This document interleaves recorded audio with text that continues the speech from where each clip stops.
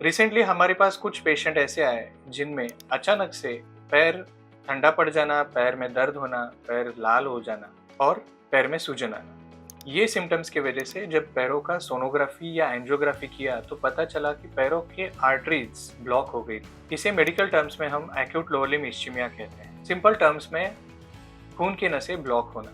अक्सर पेशेंट को लगता है कि मार लगने की वजह से सूजन आ गया है। पेशेंट घर में कुछ ट्रीटमेंट लेते हैं, वहाँ पे बर्फ लगाते हैं या लोकल प्रैक्टिशनर से ट्रीटमेंट लेते हैं। अगर खून की नसें ब्लॉक हो जाती है तो जल्द से जल्द उन्हें ब्लड थिनर मेडिसिन देना बहुत जरूरी है। इसकी वजह यह है कि ये क्लॉट्स पहले 6 घंटे या 12 घंटे में ब्लड थिनर मेडिसिन देने से इजीली डिसॉल्व हो जाते हैं और ब्लड सप्लाई रेगुलर चालू हो जाता है। लेकिन वक्त रहते इसका मेडिसिन यानी कि ब्लड थिनर मेडिसिन हम नहीं दे पाते हैं तो पैर कट करने की जरूरत भी आ सकती है। डेफिनेटली थ्रोम्बोसिस ये एक ऐसी कंडीशन है जिसमें अगर आर्टरीज में क्लॉट हो जाते हैं वो पैर कट करने की भी जरूरत पड़ सकती है, उसे हम एम्पुटेशन कहते हैं। लेकिन अगर आप हॉस्पिटल में जल्दी आते हो और ब्लड थिनर मेडिसिन टाइमली चालू हो जाते हैं तो बिना ऑपरेशन के भी आपका ब्लड फ्लो चालू हो जाता है और एम्पुटेशन की जरूरत नहीं पड़ती। अगर हॉस्पिटल में पेशेंट लेट आता है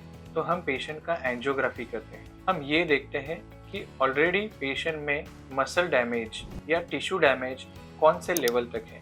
इसका एक क्लासिफिकेशन होता है जिसे हम रुदरफोर्ड क्लासिफिकेशन कहते हैं। अगर पेशेंट हमारे पास जल्दी आते हैं तो ब्लड थिनर मेडिसिन से या फिर एंजियोग्राफी, थ्रोम्बो एस्पिरेशन, थ्रोम्बोलाइसिस, ये सारी ट्रीटमेंट से हम ब्लड फ्लो चालू कर सकते हैं और पेशेंट का पैर बच जाता है। लेकिन पेशेंट अगर हमारे पास लेट आता है तो ये जो ऑलरेडी पैर में टिश्यू डैमेज हो गया है वो एक ब्लड में टॉक्सिसिटी बना देता है और अगर हम टाइमली इंटरवेंशन नहीं करते हैं तो जान जाने का खतरा होता है। इसकी वजह से eventually as a last option amputation यानी कि पैर हमें कट करना पड़ता है। ये हमेशा एम्पुटेशन या फिर पैर कट करना यह हमेशा डायबिटीज की वजह से नहीं होता है।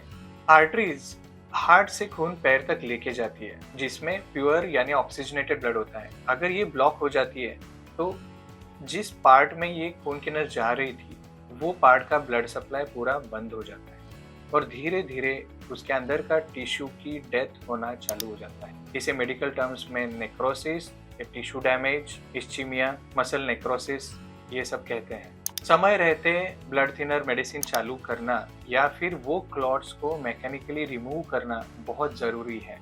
अगर आपको ऐसे सिम्टम्स है तो आपको जल्द से जल्द निकटतम एंडोवेस्कुलर स्पेशलिस्ट या इंटरवेंशनल रेडियोलॉजिस्ट को कंसल्ट करना है और जल्द से जल्द आपको ट्रीटमेंट लेना बहुत ज़रूरी है।